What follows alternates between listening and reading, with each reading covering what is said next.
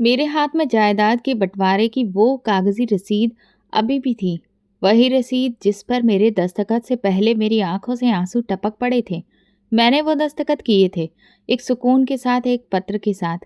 मेरा अपना छोटा भाई, जिसे मैं हमेशा ही अपने बच्चों की तरह चाहता था, आज अपने पैरों पर खड़ा हो जाएगा। और जब मैंने अपने हिस्से में से एक बड़ा हिस्सा उसकी दुकान के लिए उसके नाम कर दिया, तो उसने आंखों में नमी लिए हुए कहा, भैया, मैं आपका ये प्यार कभी भी नहीं भूलूंगा।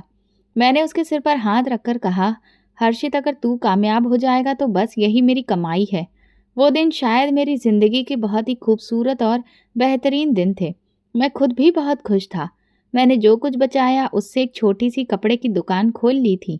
दुकान भले ही छोटी थी, मगर उम्मीदें बहुत बड़ी थीं। पत्नी ने कहा, इतना पैसा तुमने अपने भाई पर लगा दिया और अब खुद क्या करोगे? मैंने मुस्कुराकर कहा, भलाई से ही तो घर चलता है। पत्नी, बच्चों और अपने परिवार पर लगाया गया पैसा कभी भी बर्बाद नहीं होता। वो फिर बिना कुछ कहे खाना सामने रखकर बैठ गई। मैंने देखा कि उसकी आंखों में एक खामोश सा फक्र था। हम एक ही मोहल्ले में थे। हमारी दुकानें भी एक दूसरे से कुछ दूरी पर थीं। शाम को जब दुकान बंद होती तो हम अक्सर ही चाय वाले के पास बैठकर दिन भर की बातें करते। वो मुझसे राय मशवरा लेता, भैया, आपके एक्सपीरियंस का कोई भी टक्कर देने वाला नहीं है। आप बताइए, अगले महीने दिवाली की तैयारी कैसे की जाए? मैं दिल ही दिल में खुश होता कि वो आज भी मुझे अपना बड़ा मानता है। एक बार की बात है कि मेरी दुकान पर बहुत ज़्यादा भीड़ थी और उसी वक्त हर्षित अपनी दुकान से दो ग्राहकों के साथ निकला। मैंने उसे देखा तो वो मुझे देखकर मुस्कुराया। ग्राहक उससे कुछ पूछ रहे थे। उसने मेरी तरफ इशारा करते हुए कहा, ये मेरे बड़े भैया हैं। इनसे बड़ा सेठ यहाँ पर कोई भी नहीं है। इन्हीं के आशीर्वाद से मैं आज यहाँ तक पहुँचा हूँ। मैंने गर्दन झुका ली, मगर दिल आसमान से भी ऊंचा हो गया था। घर में भी माहौल खुशहाली से भरा रहता था। मेरे दो बच्चे स्कूल जाते, पत्नी सिलाई करती और मैं शाम को सामान लेकर घर आता। हम सब एक साथ मेज पर बैठकर खाना खाते। हमेशा की तरह एक दिन हर्षित मेरे घर आया। मेरे बच्चे दौड़कर उससे लिपट गए। वो उनके लिए टॉफियाँ और चॉकलेट्स लेकर आया था। बैठते ही वो बोला, भाभी, आपके हाथ के पराठे खाने का दिल कर रहा था। क्या कुछ खाने को मिलेगा? मेरी पत्नी हंसकर किचन में चली गई। हर्षित ने बेंच पर कोनी रखकर कहा, भैया, मैं सोच रहा हूँ कि अगले महीने दुकान में एक और तरह की वैरायटी लेकर आऊँ। अगर थोड़ा माल उधार पर मिल जाए तो। मैंने सुनते ही उसकी बात काटी, ले आओ, अगर ज़रूरत पड़ी तो फिर मैं हूँ ना। वो हंस पड़ा, आपके होते हुए मुझे भला किस चीज़ की फिक्र है? मेरे दिल में कभी कोई शिकायत नहीं आई, ना कोई जलन, ना कोई पछतावा। कभी सोचा भी नहीं कि वो मुझसे ज़्यादा कमा रहा है या फिर आगे निकल रहा है। उसकी कामयाबी मेरी खुशी थी। वो जिस रास्ते पर बढ़ रहा था, वो रास्ता मैंने ही तो उसे दिखाया था। उसका हर कदम मेरे सब्र और मेरी प्रार्थना की बुनियाद पर उठ रहा था और यही बात मुझे सुकून देती थी। लेकिन कहते हैं ना, जिंदगी कब एक जैसी चलती है और रास्ते में आने वाला अगला मोड़ कौन सा होगा, ये किसी को भी नहीं पता होता। एक दिन जब मैं अपनी दुकान पर पहुंचा और शटर ऊपर उठाया तो धुआं मेरे चेहरे से टकराया। आंखें कुछ पलों के लिए पूरी तरह से बंद हो गईं। अंदर कदम रखते ही ऐसा लगा जैसे किसी ने मेरे सीने पर बड़ा सा पत्थर रख दिया हो। दीवारें काली पड़ चुकी थीं, सारा फर्नीचर जला हुआ, कपड़ों के थान पूरी तरह राख में बदल चुके थे। मैं जैसे तैसे चलता हुआ काउंटर तक आया जहां मेरी कल तक की पूरी जमा पूंजी रखी रहती थी, मगर अब वहां सिर्फ राख बची थी और एक जली हुई किताब। मैं घुटनों के बल जमीन पर बैठ गया और हाथों में वो राख समेटने की कोशिश की, जैसे वो राख मेरी मेहनत को वापस से कोई शक्ल दे देगी। बाहर गली में कुछ लोग खड़े होकर चुपचाप तमाशा देख रहे थे। कोई आग लगने का कारण जानना चाहता था, कोई बस दिल बहलाने के लिए वहां आया था। शाम को मोहल्ले का एक लड़का आया और बोला, भाई, आपके छोटे भाई की दुकान पर तो बड़ी रौनक लगी हुई है।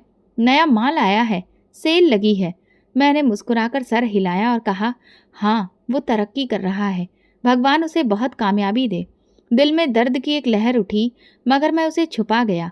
उसी वक्त मेरी पत्नी आई, हाथ में चाय का कप और चेहरे पर सवाल थे। हर्षित आया था? मैंने इनकार में सर हिला दिया, नहीं, शायद वो व्यस्त होगा।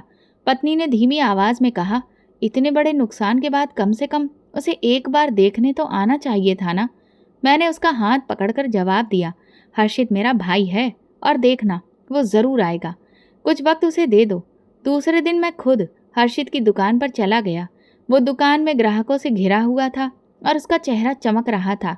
हाथ में नया फ़ोन था, माहौल में बेहतरीन खुशबू। मैं एक तरफ होकर उसके फ्री होने का इंतज़ार करने लगा। जब उसके ग्राहक चले गए तो मैं पास जाकर बैठ गया। हर्षित, मुझसे ज़रा बात करनी है। वो मुझे देखकर चौंका। अरे भैया, आप आए हैं, सब ठीक तो है? मैंने थोड़ा सोचते हुए बात की। दुकान का सारा माल जल गया है और कुछ समझ में ही नहीं आ रहा। मुझे थोड़ी मदद की ज़रूरत है। वो एक लम्हे के लिए खामोश हो गया, फिर अपनी आंखें झुका लीं और बोला, भैया हालत तो देखिए, सभी के बुरे चल रहे हैं। आप तो जानते ही हैं कि मेरे भी बीवी बच्चे हैं। मैं भी एक जिम्मेदार आदमी हूँ। अभी मेरे पास इतना पैसा नहीं है कि उधारी के नाम पर आपको कुछ भी दे सकूं। ये सुनते ही मेरे पैरों तले से ज़मीन निकल गई। मैं कुछ कह ही नहीं सका। कुछ देर खामोशी के बाद मैं सिर्फ इतना बोला, ठीक है, मैं तुमसे मांगने नहीं आया था, सिर्फ अपना दुख बांटने के लिए आया था। और फिर चुपचाप वापस मुड़ गया। रास्ते में मुझे वो रात याद आई जब हर्षित की शादी हुई थी और मैं अपने ससुराल से मिलने वाले जेवर बेचकर उसकी शादी का सारा खर्च निकाला था। मुझे वो दिन याद आया जब उसकी पहली दुकान पर पहला बोर्ड लगाने के लिए मैंने खुद कलम चलाकर उसका नाम लिखा था। ये यादें जैसे किसी साए की तरह मेरे साथ चलने लगी थीं। हर रोज़ दुकान के बाहर खड़ा होकर मैं गुजरती हुई गाड़ियों को गिनता रहता। शाम को कभी कोई पुराना ग्राहक आता तो पूछता, अरे भाई साहब, कारोबार बंद कर दिया है क्या? और मैं बस सर हिला देता, जी थोड़ी सी दिक्कतें हो गई हैं, कुछ दिनों में दोबारा से खोलूँगा। मैं अपने अंदर के दर्द को छुपाने के लिए ये कह देता, लेकिन मेरा दिल जानता था कि दोबारा कारोबार खोलने के लिए पास में कुछ बचा भी तो होना चाहिए। पत्नी ने एक दिन कहा, मैं ऐसा करती हूँ कि सिलाई सेंटर खोल लेती हूँ, जिससे शायद काम ज़्यादा मिलने लगे। लेकिन मैंने उसे मना कर दिया, नहीं, तुम बच्चों की देखभाल करो, अभी थोड़ा वक्त लगेगा, लेकिन सब कुछ संभल जाएगा। लेकिन दिल में एक कमज़ोरी सी जाग चुकी थी, वो कमज़ोरी जो सिर्फ अपनों की बेरुखी से पैदा होती है। एक दिन घर के बाहर बैठा था तो एक गाड़ी मेरे सामने आकर रुकी। हर्षित उसमें से उतरा। उसके हाथ में 2 बैग्स थे। ये देखकर मैं खुश हो गया। शायद वो कुछ मेरे लिए लेकर आया हो, या शायद वो अपनी बात पर शर्मिंदा हो। मगर वो बैग्स उठाकर सामने वाले घर की तरफ बढ़ गया। वहाँ किसी शादी का फंक्शन था। वो अंदर दाखिल हुआ और मैं चुपचाप अपनी खिड़की से उसे देखता रहा। वो मेहमानों से घिरा हुआ था, खूब हंसी मजाक कर रहा था। कभी खाना खाता तो कभी तस्वीर खिंचवाता, लेकिन उसने मेरी तरफ एक बार भी नज़र उठाकर नहीं देखा। उसी रात पत्नी ने पूछा, क्या हर्षित आया था? मैंने खामोशी से हाँ में सर हिला दिया। वो कुछ देर तक मुझे देखती रही, फिर पूछा, तो फिर उसने कुछ कहा? मैंने नज़रें चुरा ली। नहीं, वो बहुत व्यस्त था, शादी में जा रहा था। ये सुनकर पत्नी ने कुछ भी नहीं कहा, बस चूल्हे की आंच तेज कर दी। कई दिन गुजरे और मेरे अंदर धीरे धीरे खामोशी पकड़ने लगी थी। पहले मैं हर सुबह उम्मीद से उठता था और अब सिर्फ मजबूरी से उठता हूँ। एक दिन बाजार गया कि शायद कोई काम मिल जाए, मगर सब दुकानदारों के पास पहले से ही काम करने वाले लोग थे। एक दिन एक ने हंसकर कहा, अरे भाई साहब, आप तो मालिक थे और अब नौकरी की बात कर रहे हैं। मैं हंस दिया, मालिक तो अब मैं सिर्फ नाम का रह गया हूँ। हर्षित ने फिर कभी भी पलट कर नहीं पूछा। उसकी दुकान में माल बढ़ता गया, ग्राहकों की लाइन लगती गई। उसके बच्चे नए कपड़ों में स्कूल जाते और मैं रोज अपने बच्चों को पुराने जूते पहनाकर स्कूल भेजता। पत्नी कभी चुपचाप शाम को हाथ में तकिया रखकर रोती थी और मैं उसे दिलासा देता, भगवान है ना, वो सब कुछ देख रहा है। सुबह की वो ठंडी हवा आज भी मुझे याद है, जब मैंने अपनी दुकान की राख पर आखिरी बार नज़र डाली थी और दिल को ये कहकर समझाया था, बस जीना है, किसी न किसी तरह से तो जीना ही है। इसी उम्मीद के सहारे मैंने मोहल्ले की एक और दुकान पर काम करने के लिए अर्जी भर दी। दुकान भले ही छोटी थी, तनख्वाह भी मामूली थी, मगर कम से कम इज्जत तो बची हुई थी। दुकान का मालिक संतोष शर्मा नियम का पक्का और सख्त मिजाज, लेकिन इंसाफ पसंद इंसान था। उसने कहा, काम ईमानदारी से करना, मैं तुम्हें कभी भी खाली हाथ नहीं भेजूंगा। मैंने झुकी हुई नज़रों से कहा, संतोष साहब, अब काम ही मेरी इज्जत का एकमात्र सहारा है। दिल लगाकर काम करूंगा। दिन भर अपने काम का साथ निभाता और शाम को थका हारा घर आता। पत्नी मेरे लिए पानी का जग रखती और बच्चे दौड़कर मेरा हाथ पकड़ लेते। कुछ महीने ऐसे ही गुजरे। जिंदगी एक ठहराव में दाखिल हो गई थी। एक खामोशी, एक रूटीन जिसमें ना कोई ज़्यादा खुशी थी और ना ही कोई शिकायत। मगर फिर एक दिन जब मैं दुकान की सीढ़ी पर चढ़कर ऊपर सामान निकाल रहा था तो मेरा पाँव अचानक फिसला और मैं ज़मीन पर गिर गया। कंधा जोर से फर्श से टकराया और मेरे बाएं हाथ में ऐसी जलन सी महसूस हुई कि जैसे सारा खून जम गया हो और टांग में तेज दर्द उठने लगा। संतोष साहब दौड़ते हुए आए। अरे भाई, ये तुम क्या कर बैठे? दर्द इतनी तेज थी कि मेरी जुबान ही बंद हो गई। अस्पताल पहुंचे तो डॉक्टर ने 2 वाक्यों में ही अपना फैसला सुना दिया। पैर की हड्डी में काफ़ी चोट लगी है। हाथ की नसें भी बहुत बुरी तरह से दब चुकी हैं। पूरी तरह से ठीक होने में अब वक्त लगेगा। फिलहाल तो ये हाथ काम के काबिल नहीं बचा है। मैं खामोश बैठा सुनता रहा, जैसे किसी और की जिंदगी का फैसला हो रहा हो। संतोष जी ने एक नज़र मुझ पर डाली। अब काम कैसे चलेगा? दुकान का भी तो नुकसान है। मैं कुछ कह न सका। घर लौटा तो पत्नी ने मेरे चेहरे की रंगत देखी और घबरा गई। क्या हुआ? मैंने सिर झुकाया। हाथ मेरा जवाब दे गया है और कुछ दिनों के लिए अब काम पूरी तरह से बंद है। पत्नी ने मेरे जख्मी हाथ को पकड़ा। उसकी आंखों में डर था मगर होठों पर हिम्मत। आप फिक्र मत करिए, कुछ ना कुछ हो जाएगा। फिक्र ना करूं? कुछ दिन की बात होती तो बात अलग थी, लेकिन डॉक्टर ने कहा है कि इसे ठीक होने में काफ़ी वक्त लगेगा। अब कुछ दिनों के लिए तो हम जैसे सांस रोककर जीने लगे थे। बचत पहले ही कम थी और अब दवा और परहेज के खर्चों ने भी सब कुछ खत्म कर दिया था। बच्चे रोटी मांगते तो पत्नी चुपके से कमरे में जाकर आंखें पोंछने लगती। मोहल्ले की एक औरत ने मेरी पत्नी से कहा, बहन, तुम बहुत अच्छे कपड़े सिलती हो, मेरे बच्चों के कपड़े सिलना शुरू कर दो, कम से कम थोड़े पैसे तो मिल जाएंगे। पत्नी ने झिझकते हुए हामी भर दी, क्योंकि अब इनकार का मतलब था कि घर में रोटी के लाले भी पड़ जाएंगे। एक दिन पत्नी ने आकर कहा कि संगीता दीदी ने बताया है कि उनके मोहल्ले में एक बूढ़ी औरत है जिसकी देखभाल के लिए किसी की ज़रूरत है। क्या मैं वहाँ कुछ वक्त के लिए काम कर लूँ? मैंने पहले अपनी पत्नी को ध्यान से देखा। उसकी आंखों के आसपास काले घेरे आ चुके थे, हाथों की खाल खुरदुरी हो चुकी थी और वो शरीर जो कभी नरम और सुरक्षित था अब मेहनत की चक्की में पिस चुका था। मैंने धीरे से कहा, कर लो, अगर तुम्हें लगे कि हम संभल जाएंगे तो फिर कर लो। पत्नी ने हल्का सा सिर हिलाया और मेरी टूटी उंगलियों पर मरहम लगाने लगी।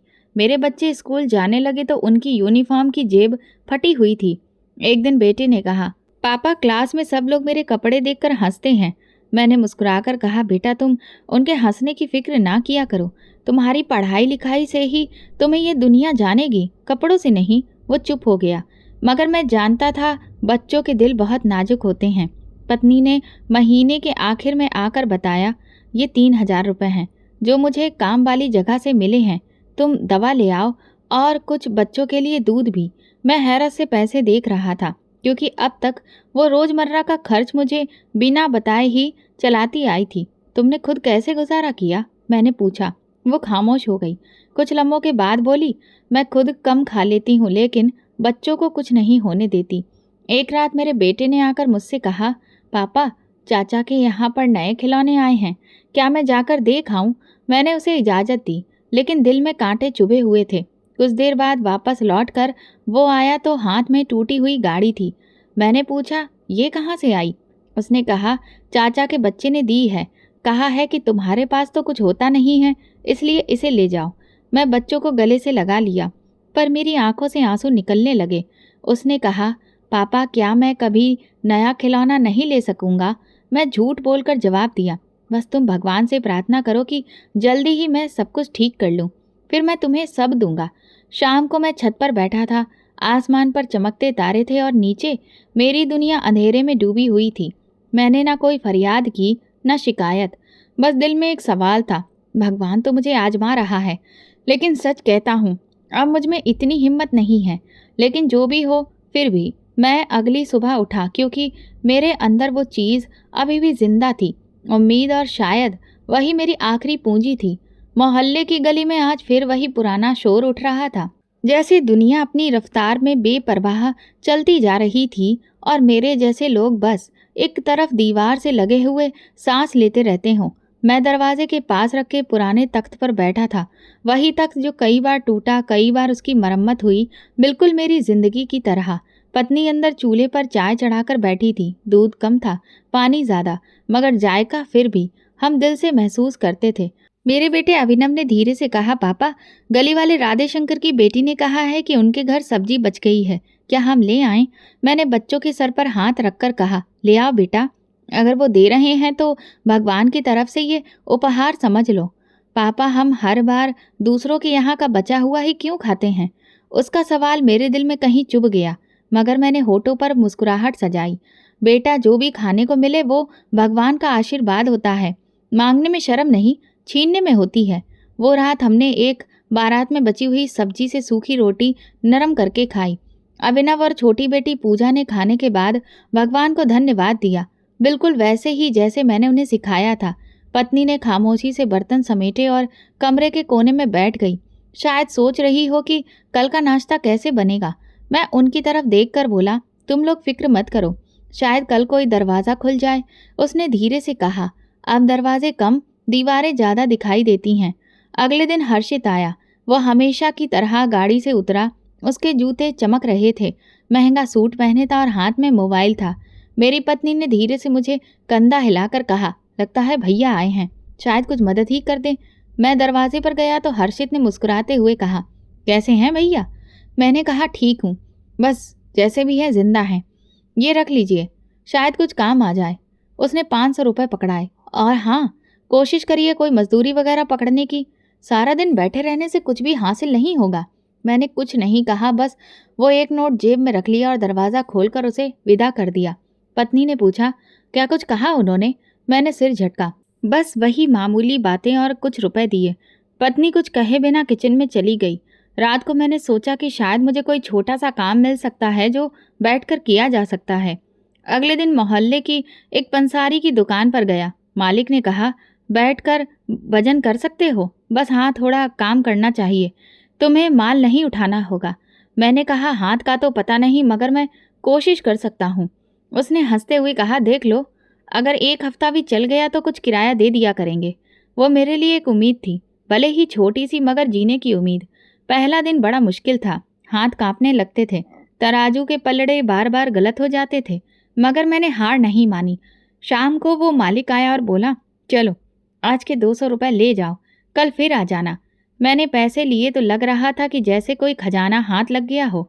घर आकर पत्नी को दिए तो उसने मेरी तरफ देखा, फिर धीरे से बोली, तुम सच में हाथों से नहीं हिम्मत से काम करते हो। अब इसी तरह से वक्त गुजरने लगा, जैसे कोई पुराना पंखा हो जो चल तो रहा हो मगर धीमी धीमी आवाज के साथ। कभी कुछ दिन काम मिलता तो कभी दुकान बंद रहती। एक दिन हर्षित फिर आया। उसने गाड़ी से उतरकर मुझे देखा और कहा, अच्छा तो आप अब वजन भी उठाने लगे हैं? मैंने कहा, हाथ नहीं चलता तो दिमाग चला रहा हूँ। वो हंसने लगा, दिमाग से तो कारोबार नहीं चलते, खैर आपकी मर्जी। उसके जाने के बाद मालिक ने कहा, वो तुम्हारा भाई है, बड़ा अमीर लगता है, फिर तुम यहाँ पर क्यों हो?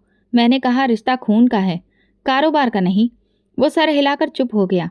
सुबह का वक्त था, परिंदे चहचहा रहे थे और आसमान पर हल्की रोशनी फैल रही थी, मगर मेरे कमरे में अंधेरा छाया हुआ था। पत्नी तेजी से तैयार हो रही थी।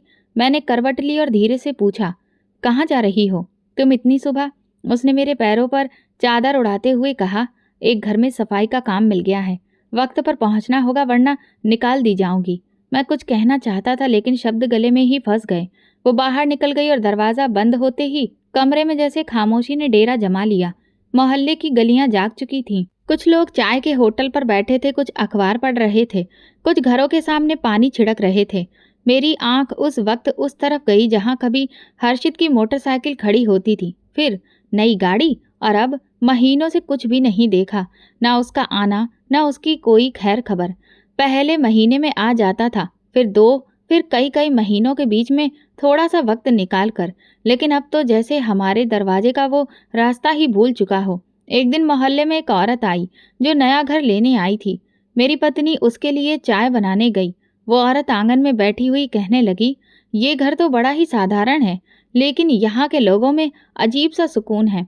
मैंने उसकी तरफ देखा और कहा, सुकून हमें चीज़ों से नहीं रिश्तों से मिलता है, और कभी कभी वो रिश्ते भी खामोश हो जाते हैं। उसने हैरानी से पूछा, क्या मतलब है? मैंने बात टाल दी, बस यूं ही, वक्त वक्त की बात है। कभी कभी मैं सोचता कि काश हर्षित एक दिन आकर बैठता और कहता, भैया अब बहुत हो गया, चलो कुछ मिलकर करते हैं। लेकिन वो बस ख्याल ही रह गया। मेरे मन में उसका आखिरी चेहरा अब बहुत धुंधला होता जा रहा था। पहले वो आता तो बच्चों के लिए चॉकलेट लाता था, खुद उनके साथ खेलता था, मेरी पत्नी से घर का हाल चाल पूछता और जाते हुए वादा भी करता कि अगली बार वो बच्चों के लिए कपड़े लाएगा या फिर स्कूल बैग। लेकिन अब वो सब यादें बनकर रह गई थीं, जैसे किताब के वो पन्ने जो कभी लिखे ही नहीं गए हों, मगर अब धुंधले हो चुके हों। पत्नी अक्सर काम से आकर थकी हारी बैठती। एक दिन मोहल्ले में एक साहब का देहांत हो गया। अंतिम विदाई के बाद गरीबों को खाना खिलाया गया और दान भी बांटा गया। मेरी पत्नी ने खाना गर्म किया और बच्चों को बिठाकर खिलाने लगी। अभिनव बोला, माँ, ये खाना कहाँ से आया है? उसने कहा, बेटा, भगवान के बंदे का करम है, उसी ने ये दान में दिया है। अभिनव ने सादा सा चेहरा बनाकर दिल से कहा, काश ऐसे भगवान के बंदे हर रोज ही हमें मिलें, ताकि हमें अच्छा खाना मिले। उसके लहजे में मासूमियत थी, मगर मेरे दिल पर जैसे किसी ने चाकू चला दिया हो। एक दिन मेरी पत्नी जिनके घर में काम करती थी, वहां की मालकिन मेरे लिए कुछ खाली बोतलें और कागज की रद्दी लेकर आईं और बोली, ये रख लो, कबाड़ में बेच देना, इससे कुछ रुपए आ जाएंगे। मैंने उनका धन्यवाद अदा किया और पत्नी ने उनसे पैसे लेने से मना कर दिया। मालकिन ने कहा, बहन, तुम लोग इज्जत से जीते हो, इसीलिए भगवान भी तुम्हारा साथ दे रहा है। उसी दिन पहली बार मैंने महसूस किया कि शायद हम मांगने वालों में नहीं हैं, मगर भगवान हमें उन लोगों से जोड़ देता है जो देने वाले होते हैं। और फिर एक रात जब बारिश हो रही थी, हम सब एक ही बिस्तर पर सोए हुए थे। छत से पानी टपक रहा था। पत्नी ने हाथ फैलाया और पानी की बूंद को रोकने की कोशिश की। उसने धीरे से कहा, देखो, दरवाजे पर अब कोई दस्तक भी नहीं देता, मगर भगवान का आशीर्वाद है कि कम से कम उसकी कुदरत की बूंदें अभी भी आ जाती हैं। मैंने उसका हाथ पकड़कर कहा, खामोशी में भी शुक्र करना सीख लिया है हम लोगों ने, शायद इसीलिए अब तक जिंदा हैं। सुबह से ही गली में एक अलग सी चहल पहल मची हुई थी। पानी से फर्श धोया जा रहा था, कहीं कहीं पर गुलाब जल भी छिड़का जा रहा था, तो कहीं भजन कीर्तन की आवाजें आ रही थीं। नवरात्र का नया दिन था। गली के कोने पर बड़े बड़े बर्तनों में खाने का सामान डाला जा रहा था और धीरे धीरे खाने की महक पूरे मोहल्ले में फैल रही थी। मैं दरवाजे के पास बैठा ये सब देख रहा था। पूजा ने छत की खिड़की से झांक कर कहा, पापा, बहुत सारे लोग चाचा के घर जा रहे हैं। सब कहते हैं कि वहाँ हलवा, पूरी और खीर बनती जा रही है। अभिनव ने तुरंत कहा, माँ, क्या हम भी वहाँ जा सकते हैं? पत्नी कमरे में झाड़ू लगा रही थी। उसने सर उठाकर बच्चों को देखा और फिर मेरी तरफ देखा। मैंने धीरे से कहा, नहीं, तुम लोग उधर नहीं जाओगे, तुम्हारे चाचा खुद ही यहाँ भिजवा देंगे, वो हमें भला कैसे भूल सकते हैं। पूजा ने हाँ में सिर हिलाया, लेकिन अभिनव की आंखों में सवाल बाकी थे। वो दरवाजे की तरफ गया, बाहर देखा, फिर वापस आकर मेरे पास बैठ गया। तकरीबन 1 घंटा गुजर गया, फिर दूसरा, और हर लम्हे के साथ खुशबू तेज होती जा रही थी। मैंने कई बार दरवाजे के नीचे नजर डाली, शायद कोई संदेश, कोई बर्तन, कोई आवाज आए। मोहल्ले के लड़के खुशी से प्लास्टिक के डिब्बे हाथ में पकड़कर भाग रहे थे और मेरे बच्चों की नजरें उनके चेहरों पर जाकर रुक जाती थीं। शाम के साए गहरे हो चुके थे। गलियों में अब शोर कम हो रहा था। मोहल्ले के लोग खाने के बाद ढक्कन उतारने लगे थे और मैं अपनी तन्हाई और खामोशी के साथ वहीं बैठा था, जहां पर सारा दिन बच्चों की उम्मीदें और पत्नी का सब्र एक खामोश लकीरें खींचकर गुजर चुकी थी। दीवार से टेक लगाकर बैठे बैठे मेरी कमर में दर्द हो चुका था, मगर मेरे अंदर की उलझन उससे कहीं ज्यादा तकलीफ दे रही थी। पूजा खामोशी से गुड़िया के बाल सुलझा रही थी और अभिनव अपने टूटे खिलौने के साथ खेल रहा था। पत्नी कभी कभार मेरी तरफ देखती, फिर नजर फेर लेती। उसकी आंखों में वो सवाल था जो जुबान पर नहीं आया, मगर मेरे सीने में वो सवाल गूंज रहा था। मैं उठा, अंगोछा कंधे पर डाला और दरवाजा खोलकर बाहर निकल आया। पत्नी पीछे से बोली, कहाँ जा रहे हो? मैं बिना रुके बिना मुड़े कहा, बस एक चक्कर लगाकर आता हूँ, थोड़ा दिल घबरा रहा है। वो जानती थी कि मैं कहाँ जा रहा हूँ, लेकिन चुप रही। गली में आकर मैंने धीरे धीरे कदम उठाए, अपने ही भाई के दरवाजे की तरफ जा रहा था। वो दरवाजा जिस पर कभी मैं खुद छत बनवाए था, जिसकी ईंटों में मेरे पसीने की नमी थी, आज उस दरवाजे पर उम्मीद लेकर आना जैसे अपना अक्स किसी और आईने में तलाश करने के जैसा था। जब मैं गेट के पास पहुंचा तो बाहर एक नौजवान चौकीदार खड़ा था, जिसे मैंने पहले कभी भी नहीं देखा था। मैंने कहा, हर्षित अंदर है, मैं उसका भाई हूँ। वो एक लम्हे को मुझे देखता रहा, फिर कहने लगा, साहब अभी व्यस्त हैं, अभी मेहमान आए हुए हैं। मैंने नरमी से कहा, बस उनसे जाकर एक बार कहो कि बड़े भैया आए हैं, थोड़ा सा वक्त चाहिए। वो अंदर गया और मैं दरवाजे पर खड़ा होकर अंदर से आती आवाजें सुनता रहा। कभी किसी बच्चे की हंसी गूंजती तो कभी किसी औरत की चहक, बर्तनों की खनक और खुशबू जो इस बात की घोषणा कर रही थी कि अंदर दावत का माहौल बना हुआ है। थोड़ी देर के बाद गेट खुला और हर्षित खुद बाहर आया। उसने मुझे देखा, माथे पर शिकन आ गई, जैसे मेरी मौजूदगी से वो परेशान हो गया हो। मैंने जल्दी से कहा, हर्षित, बस वो ये कह रहा था कि थोड़ा सा खाना बचा हो तो दे दो बच्चों के लिए। सारा दिन हो गया लेकिन उन्होंने कुछ भी नहीं खाया है। मेरी आवाज़ बहुत ही नरम थी मगर मेरे शब्द सीधे थे। उसने मुझे सर से लेकर पाँव तक देखा। मैंने उसकी निगाहों में हैरत, झिझक और नाशुक्राना सब कुछ देख लिया। उसने जरा तेज आवाज में कहा, ये क्या तरीका है, बिना इजाजत अंदर घुस आने का? चौकीदार ने कुछ भी नहीं कहा तो मैं क्या? अंदर मेहमान बैठे हुए हैं और तुम जानते हो कि यहाँ किस किस का आना जाना है? मेरे पैर जमीन में जैसे गड़ गए। मैंने पलकें झुका ली मगर अंदर का तूफान मेरी आवाज में थरथरा रहा था। मैंने सिर्फ इतना कहा, मैं तो बस बच्चों के लिए कुछ चाहता था, कुछ मांग नहीं रहा।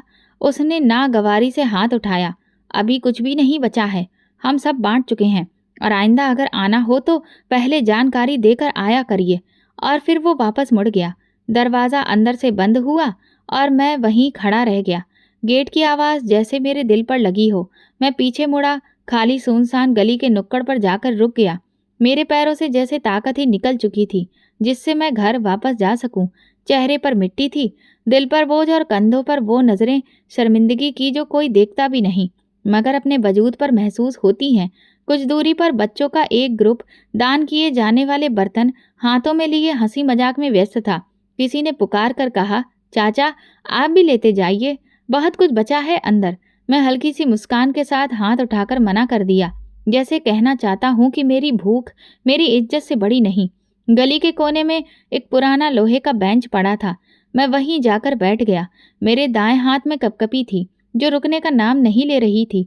कुछ देर खामोश बैठा रहा, फिर आसमान की तरफ देखा, इस उम्मीद पर कि शायद वहां से कोई रहम खा ले।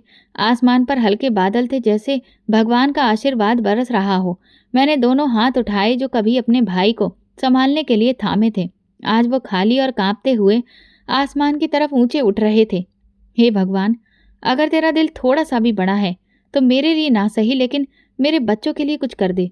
अगर कुछ देर बाद मैं खाली हाथ उनके सामने गया तो उनकी आंखों की वो चमक भी छिन जाएगी जिसे मैं आज तक बचाकर रखे हुए था।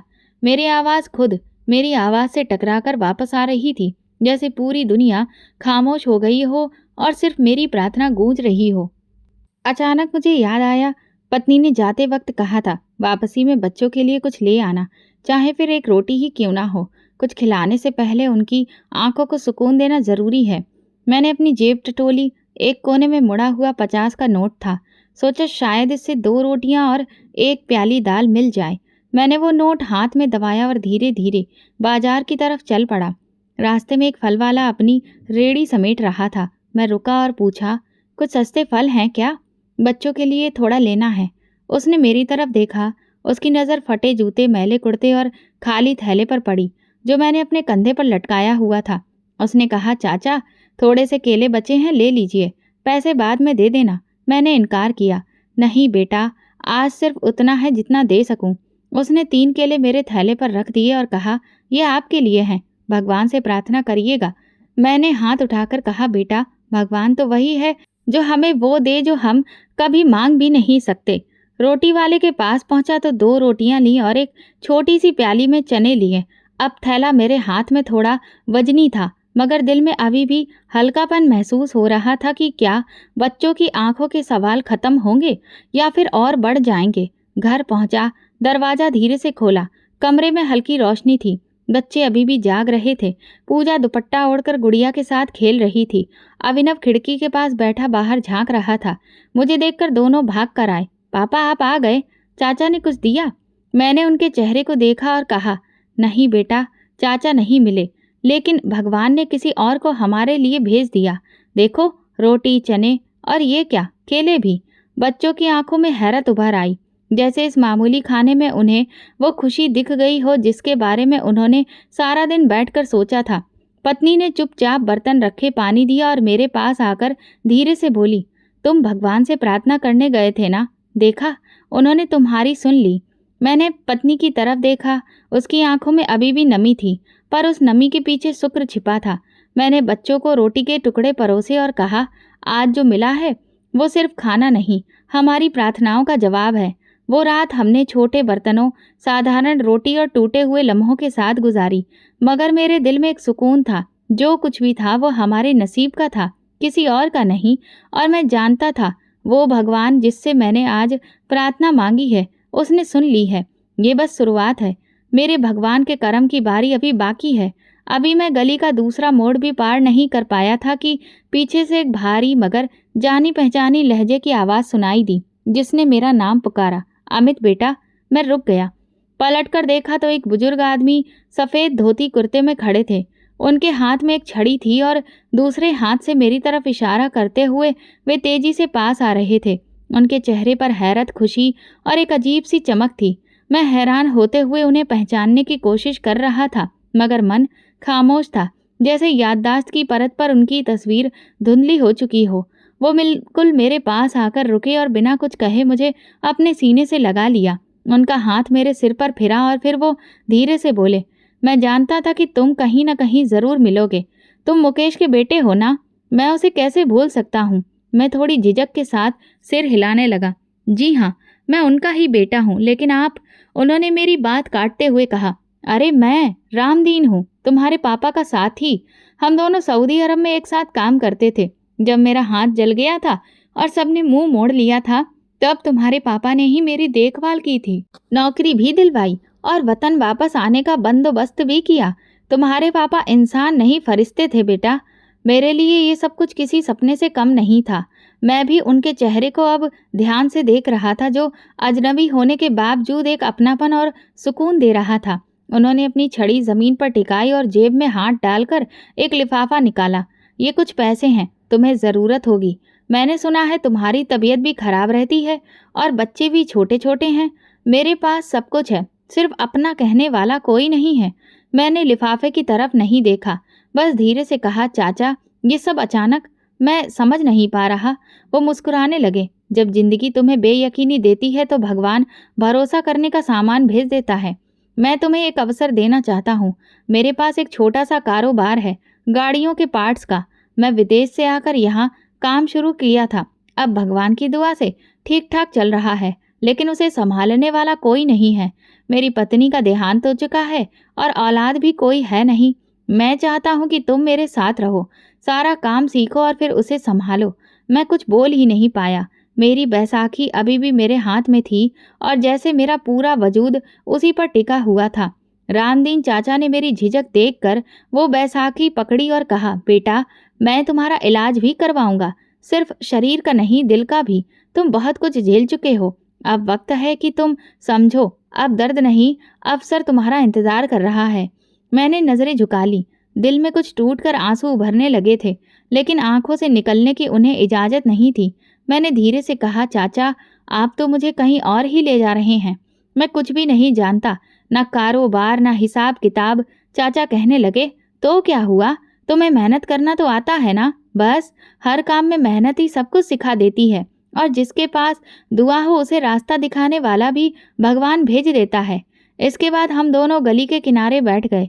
रामदीन चाचा ने बताया कि उनका ऑफिस चौक के इलाके में है, जहां पार्ट्स का गोदाम और एक छोटी सी दुकान है। उन्होंने कहा, तुम्हें मैं सब कुछ सिखा दूंगा, हर चीज़ बारीकी से, बस तुम्हारी नीयत साफ होनी चाहिए। मैंने सर हिलाया। मेरी नीयत में सिर्फ एक इच्छा है कि मेरे बच्चे कभी भी मेरी तरह किसी भी चीज़ के मोहताज ना हो। उन्होंने मेरा कंधा थपथपाया और कहा, बस यही नीयत तो काफ़ी है। कल सुबह मेरे साथ ऑफिस चलो, मैं तुम्हें वहाँ का एक चक्कर लगवाऊंगा। अभी ये लो, कुछ राशन और दवा ले आना, और अपनी पत्नी को मेरा आशीर्वाद देना। मैंने लिफाफा उठाया तो महसूस हुआ कि वो हल्का नहीं, बहुत वजनदार है। घर की तरफ चलते हुए ऐसा लग रहा था जैसे मेरे कदम हल्के हो गए हों, जैसे कई सालों के बाद मैं ज़मीन पर नहीं बल्कि किसी मखमली रास्ते पर चल रहा हूँ। दरवाज़ा खोलते ही पूजा ने दौड़कर मेरा थैला पकड़ा और अभिनव ने पूछा, पापा आज आपको देर हो गई, कुछ मिला क्या? मैंने दोनों को पास बुलाकर कहा, भगवान ने एक फरिश्ता भेजा है और उसके जरिए हमारी जिंदगी बदलने वाली है। पत्नी कमरे में आकर बोली, किससे मुलाकात हुई? मैंने सारा वाक्य सुनाया। वो खामोशी से सुनती रही और फिर धीरे से बोली, भगवान ने तुम्हें मायूस नहीं लौटाया। मैंने रात को जो प्रार्थना की थी वो शायद आज भगवान ने कबूल कर ली है। मैंने लिफाफा खोला, उसमें नकद रकम के अलावा एक विजिटिंग कार्ड भी था, 2 दवाइयों की पर्ची और एक भगवान की तस्वीर थी। उस पर लिखा था, जो भगवान पर भरोसा करे बस उसके लिए ही काफ़ी है।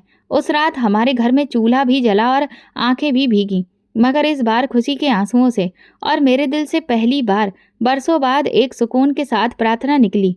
अगली सुबह सूरज जरा हल्का सा लग रहा था, न बहुत चमकदार ना ही धुंधला, बस सुकून देने वाला, जैसे कुदरत खुद किसी नई शुरुआत की इजाज़त दे रही हो। मैं वक्त से पहले तैयार होकर बैठ गया। पत्नी ने मेरे कपड़े धोकर प्रेस कर दिए थे।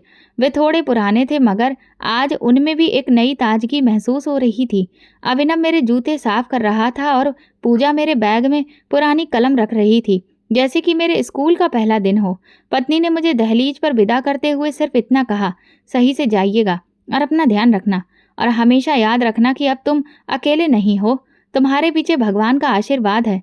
रामदीन चाचा वक्त पर अपनी गाड़ी लेकर आए। जब मैं गाड़ी में बैठा तो पहली बार मेरे दिल ने किसी सवारी में बहुत सुकून सा महसूस किया। रास्ते में उन्होंने बताया, ये कारोबार मैंने 10 साल पहले शुरू किया था।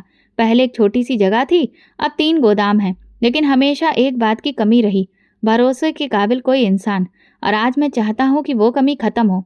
मैं थोड़ा रुककर बोला, चाचा मुझे आप पर पूरा भरोसा है, लेकिन मैं सिर्फ ये कहना चाहता हूँ कि मैं अभी सीखने वाला हूँ, मुझे ज़्यादा जानकारी नहीं है, इसीलिए कोई बड़ी जिम्मेदारी नहीं ले सकता।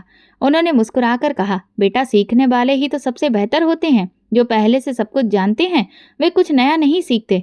हम चौक के पास एक शांत इलाके में पहुंचे। वहां 1-2 मंजिला बिल्डिंग बनी थी, नीचे शोरूम और साथ ही एक गोदाम। अंदर दाखिल हुए तो 3 कर्मचारी व्यस्त थे। एक रसीद लिख रहा था, दूसरा पार्सल बना बनाकर दे रहा था और तीसरा किसी ग्राहक से बात कर रहा था। रामदीन चाचा ने सबको मेरे बारे में बताया। ये अमित है, मेरे साथ काम करेंगे, इनसे सीखना भी है और इनकी इज्जत भी करनी है। दिन की शुरुआत साधारण मगर ज़रूरी कामों से हुई। मैंने रसीद चेक की, पार्ट्स की लिस्ट देखी, स्टॉक के बारे में जानकारी ली। ये सब कुछ मेरे लिए नया था, लेकिन अंदर से कुछ कह रहा था, यही मेरा रास्ता है। चाचा वक्त वक्त पर मेरे कंधे पर हाथ रखते और कहते, अमित ये देखो, ये क्लच प्लेट है और ये इसका वेरिएंट, याद रखो हर पार्ट की एक उम्र होती है, जैसे इंसान की। अगर इसकी ठीक से देखभाल करो तो ये देर तक साथ देता है। दोपहर को ऑफिस में साधारण खाना खाया, 2 रोटियां, 1 सब्जी और दही। चाचा ने मेरे साथ ही खाया, बराबर बैठकर, जैसे कि कोई फर्क ही ना हो। मैंने पूछा, आप तो मालिक हैं, आपके ऑफिस में खाने का अलग इंतजाम होना चाहिए।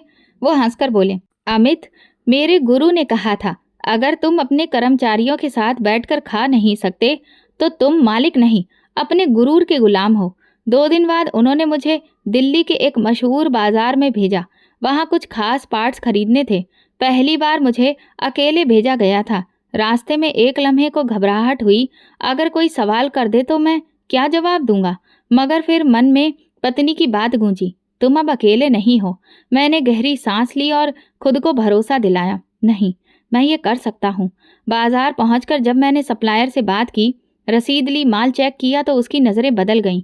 उसने पूछा, क्या आप नए हैं? मैंने कहा जी, मगर अब धीरे धीरे सब कुछ सीख जाऊंगा। उसने मुस्कुराकर हाथ बढ़ाया, बहुत अच्छा अमित जी।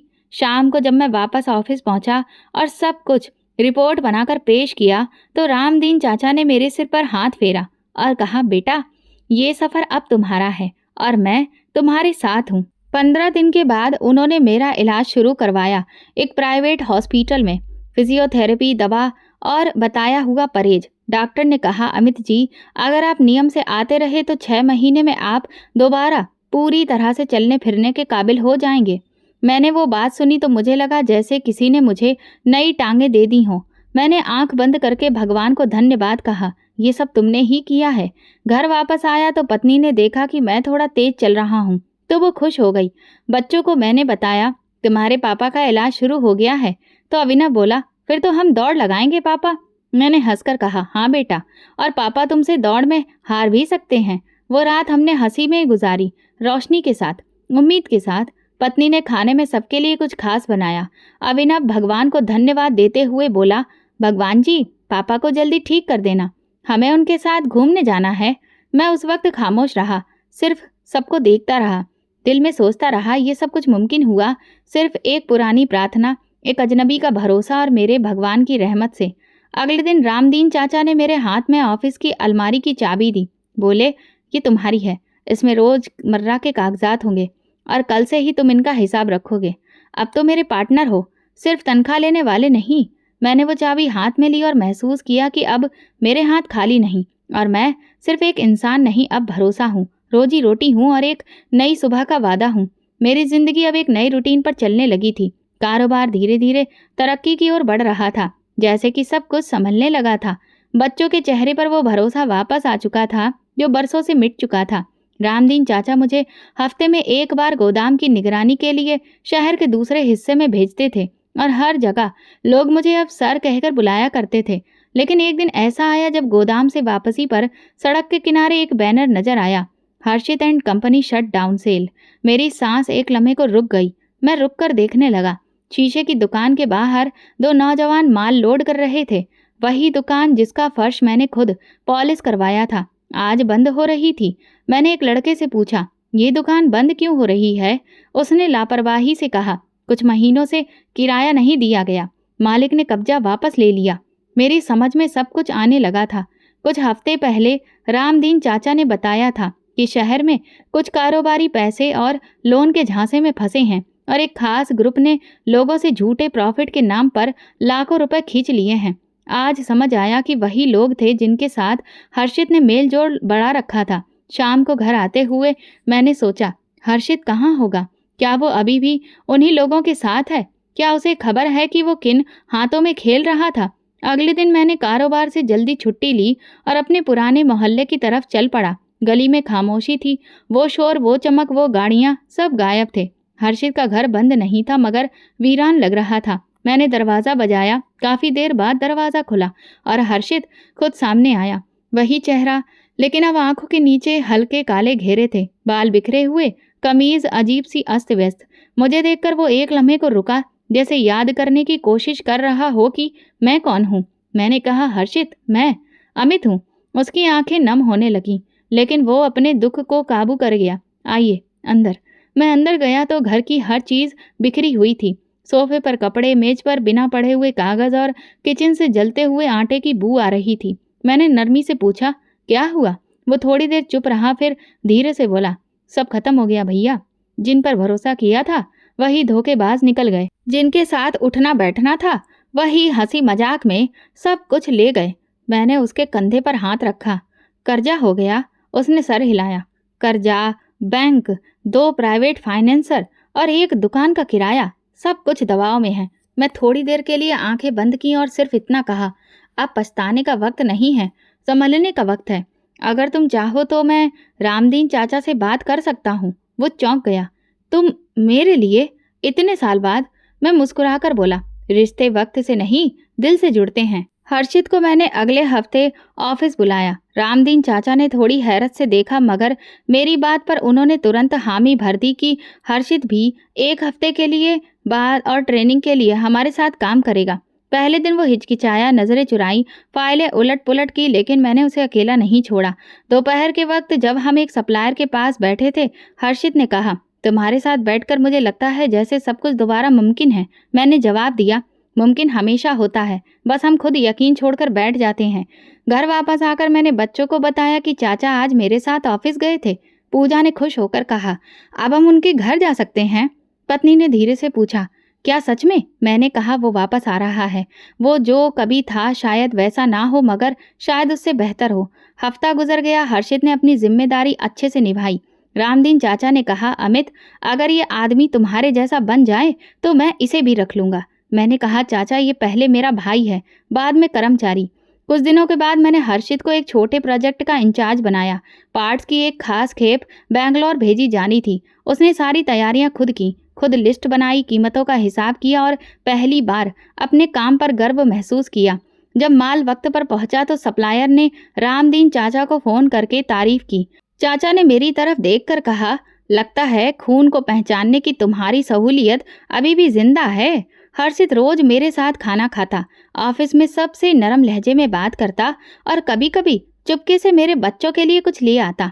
एक दिन अभिनव बोला, पापा चाचा ने आज मुझे नई चप्पल दिलाई है। मैंने मुस्कुराकर पत्नी की तरफ देखा। पुराना रिश्ता शायद नया हो रहा है, लेकिन मैं जानता था कि इस रिश्ते में अभी बहुत कुछ छुपा है, बहुत सी बातें अनकही हैं। एक दिन शाम को मैं और हर्षित ऑफिस की छत पर बैठे थे। सूरज ढल रहा था। मैंने कहा, हर्षित याद है जब तुम पहली बार दुकान खोलने जा रहे थे? वो हंसकर बोला, याद है। तुमने कहा था कि खुद आगे बढ़ो, पीछे देखोगे तो लड़खड़ा जाओगे। मैंने कहा, आज अगर पीछे देखो तो क्या दिखाई देता है? उसकी आंखों में नमी आ गई। एक भाई जिसे मैं खो चुका था, मगर जिसे मैंने दोबारा पा लिया था। मैंने कुछ भी नहीं कहा, बस उसके कंधे पर हाथ रखा और आसमान की तरफ देखने लगा। वही आसमान जो हर बार गवाह बनता है। मैं जानता था जख्म अब ढक लिए गए हैं, सिर्फ निशान रह गए हैं। अगर अब वही निशान रास्ता दिखाएंगे, क्योंकि खून आखिर खून ही होता है, और रिश्ते वो तो साए की तरह होते हैं, कभी कमजोर पड़ जाते हैं मगर धूप जाते ही साथ चलने लगते हैं, खामोशी से, बर्दाश्त से और मोहब्बत से। तो दोस्तों, अगर आपको हमारी कहानी पसंद आई हो तो कमेंट करके ज़रूर बताएं। वीडियो को लाइक करें और ज़्यादा से ज़्यादा शेयर करें। अगर आप चैनल पर नए हैं तो सब्सक्राइब जरूर करें और नोटिफिकेशन बेल दबाएं ताकि अगली अपडेट सबसे पहले आपको मिले। धन्यवाद।